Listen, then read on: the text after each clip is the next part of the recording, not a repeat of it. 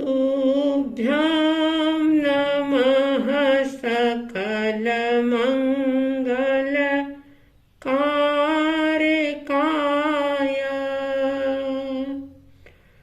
तुभ्यां नमः सकलनिवृत्तिदायकाय।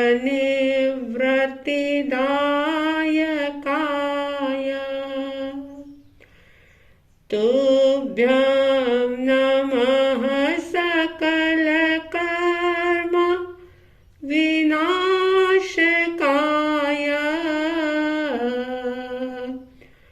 तुभ्यां नमः सकलतत्त्वनिरूपकाय।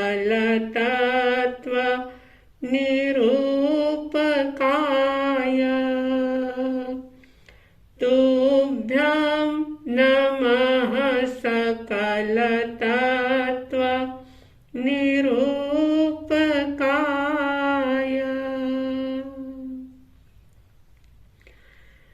श्रद्धालु जिज्ञासु श्रोताओं, पंडित श्री रविंद्र जी आत्मन के द्वारा लिखी हुई जिन वाणी के सार के रूप में समता षोडशी की चर्चा पिछले कई महीनों से आप सुन रहे हैं। इस समता षोडशी की आज तक जितनी भी गाथा की चर्चा हुई, लगभग एक एक गाथा के 7-7 भाग करके विशेष रूप से इसका व्यवहारिक और आध्यात्मिक लाभ बताने का हमने प्रयास किया। इस तरह से इसकी 7 गाथाएं संपन्न हुई। आइए आज हम 8वीं गाथा प्रारंभ करते हैं। 8वीं गाथा के अंदर ये कहा गया, दया करो पहले अपने पर,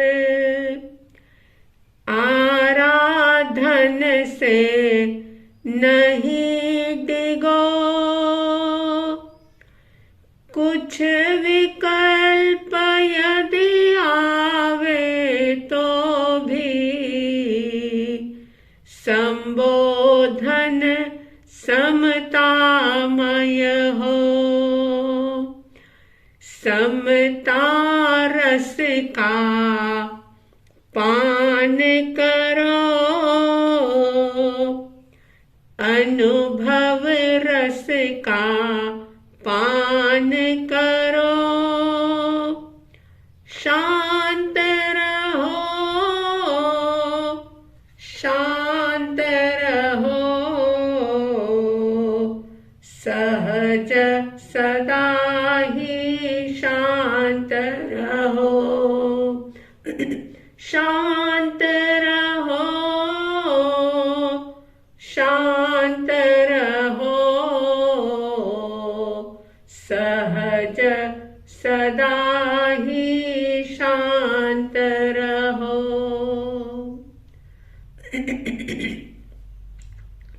इस गाथा में सबसे पहला शब्द है दया।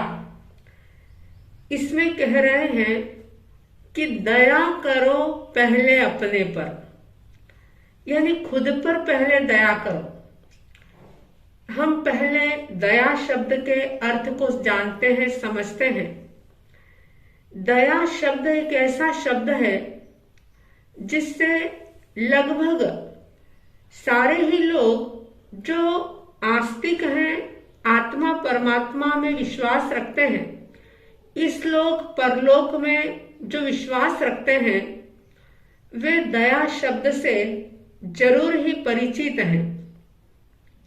दया को अगर उल्टा कर दिया जाए तो बन जाता है याद।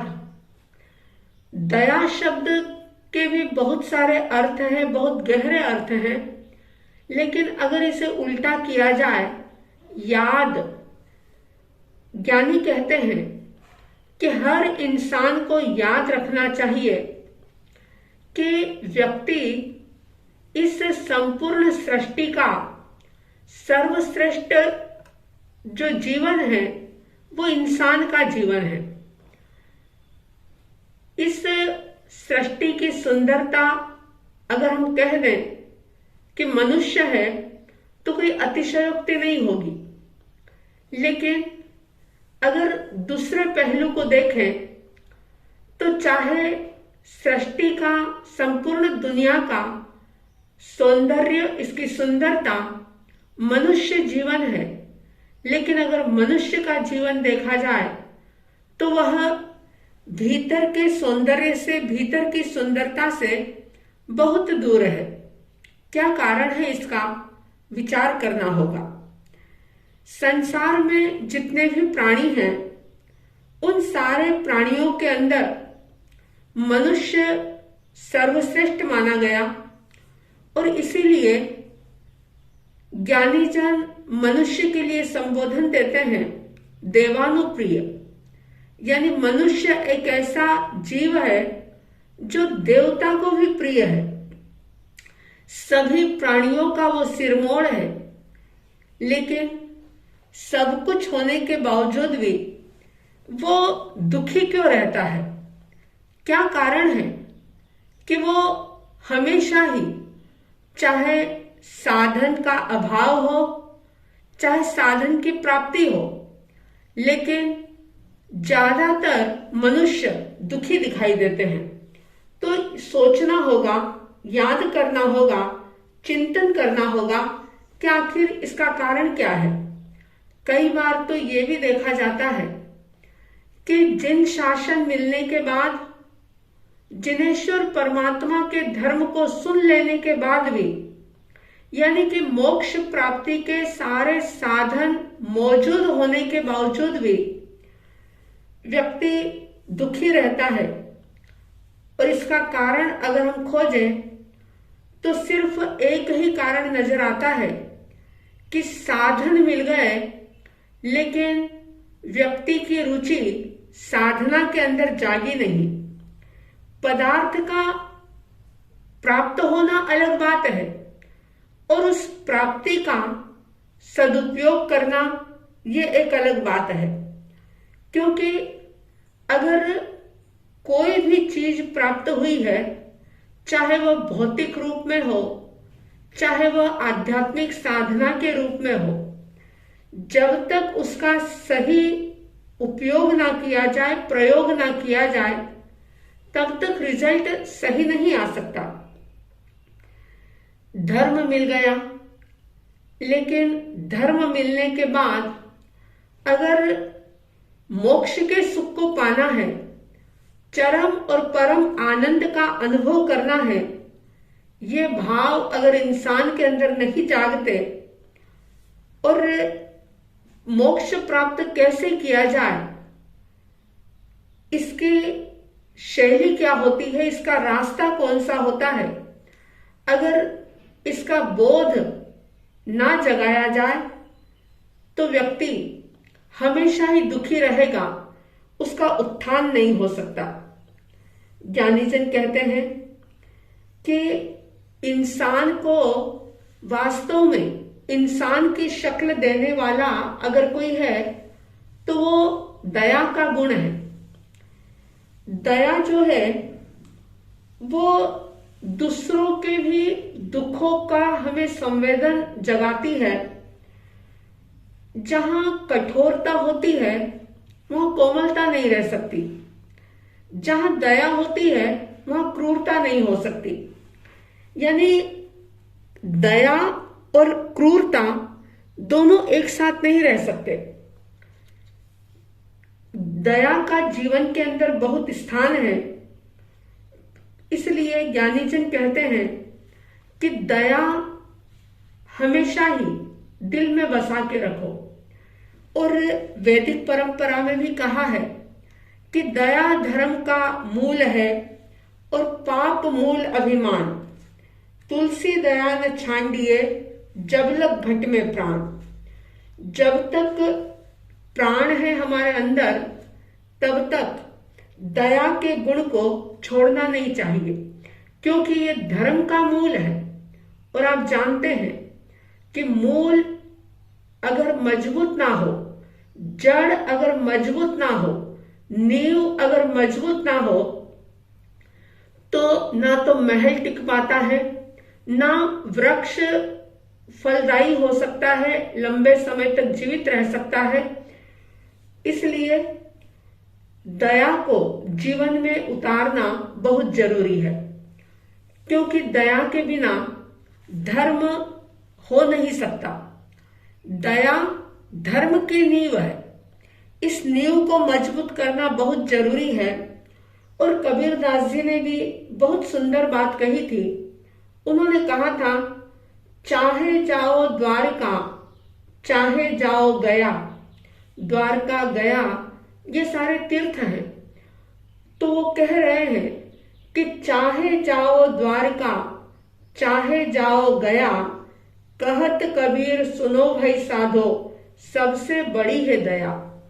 अगर दया जीवन में नहीं है तो आप चाहे द्वारका चले जाएं, गिरनार चले जाएं, पालीताना चले जाएं, शिखरजी चले जाएं, गया चले जाएं, मक्का मदीना चले जाएं, दुनिया भर के तीर्थ कर ले, लेकिन उन तीर्थों से भी बड़ी दया बता दी।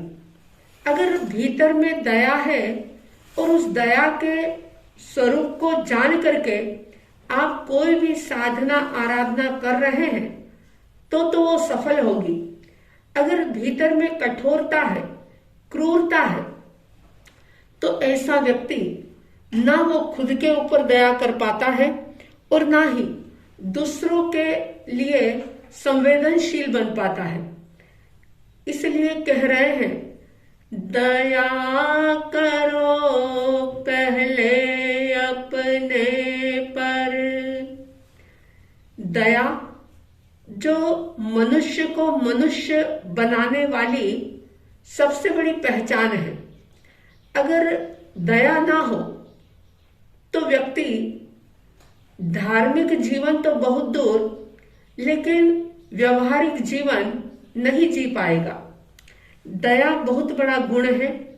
इस गुण का विकास करने के लिए अपने भीतर में झांकना होगा कि हमारे भीतर में कितनी संवेदनशीलता है, कितने इमोशंस हमारे जागृत हैं। दूसरों के दुख के बारे में सुनकर के हमारे भीतर में किस प्रकार का संवेदन होता है, कैसी अनुभूति होती है, ये बात जानना, समझना, भीतर में चेक करना बहुत जरूरी है।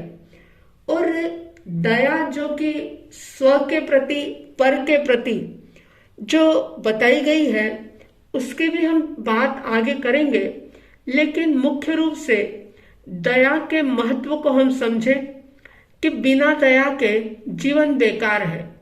दया का उल्टा अगर करें तो हमें हर पल याद रखना चाहिए, दया याद। क्या याद रखना चाहिए कि बहुत मुश्किल से 84 लाख जीवा योनि के अंदर बार बार जन्म लेने के बाद 84 लाख जीवा योनि में सर्वश्रेष्ठ ऐसा मनुष्य का जीवन हमें मिला है। और ये जो जीवन मिला है, ये कुछ समय के लिए मिला है, कुछ वर्षों के लिए मिला है। पता नहीं कब श्वासें खत्म हो जाए, पता नहीं कब इस दुनिया से कूच करने का समय आ जाए। इसलिए भीतर की दया को जागृत करें, बार बार याद रखें कि बहुत समय नहीं है अपने पास। भीतर के इस गुण को प्रकट करने का पुरुषार्थ करें। आप सबके अंदर दया और करुणा का भाव निरंतर वर्धमान होता रहे, प्रवर्धमान होता रहे, बढ़ता रहे। ऐसी साध्वी द्वय की तरफ से हार्दिक शुभ मंगल भावनाओं के साथ जय प्रभु महावीर, जय गुरु आनंद।